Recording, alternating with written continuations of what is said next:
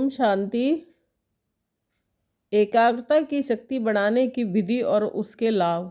एकाग्रता की शक्ति बढ़ाने के लिए अपने कमजोर स्वभाव संस्कार को परिवर्तन करो। जब यह संकल्प आए कि मेरा स्वभाव ऐसा है, तो इस स्वभाव के श्रेष्ठ अर्थ में टिक जाओ। स्वभाव अर्थात स्व के प्रति व सर्व के प्रति आत्मिक भाव। और जब संस्कार शब्द कहते हो तो अपने अनादि आदि संस्कारों को स्मृति में लाओ।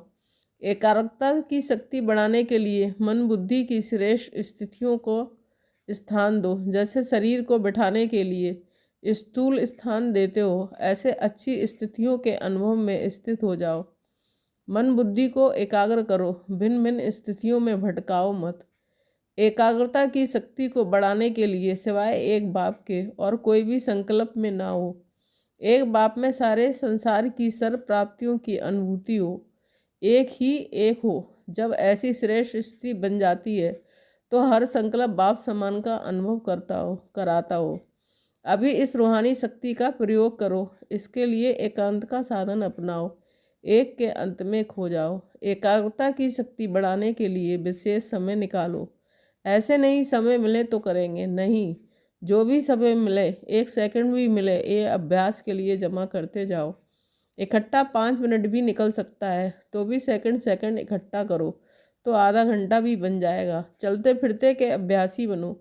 जैसे चातक एक एक बूंद के प्यासे होते हैं, ऐसे स्व अभ्यासी चातक एक एक सेकंड अभ्यास में लगाए तो अभ्यास स्वरूप बन ही जाएंगे। एकाग्रता की शक्ति को बढ़ाने में अब अलबेले मत बनो। इसी अभ्यास द्वारा फर्स्ट डिवीजन में आ जाएंगे। साइलेंस के स्थान और परिस्थिति में एकाग्र होना ये तो साधारण बात है, लेकिन चारों प्रकार की हलचल के बीच एक अंत में खो जाओ, अर्थात एकांतवासी हो जाओ। एकांतवासी हो, एकाग्र स्थिति में स्थित हो जाओ, यही यह मान पुरुषार्थ। वर्तमान समय के प्रमाण सभी वानप्रस्थ अवस्था के समीप हो। वानप्रस्थी एकांत और सिमरण में ही रहते हैं, तो आप सब बेहद के वानप्रस्थी सदा एक के अंत में अर्थात निरंतर एकांत में सदा एकाग्रचित होने का अभ्यास करो। सदा एक की याद में समाये रहो। समान बनना ही समाना है। ये एकाग्रता की शक्ति सहज निर्विघ्न बना देगी। मेहनत की आवश्यकता ही नहीं रहेगी। सहज एकरस स्थिति बन जाएगी। ये एकाग्रता सदा सर्व के प्रति कल्याण की वृत्ति, भाई भाई की दृष्टि स्वतः सहज बना देगी।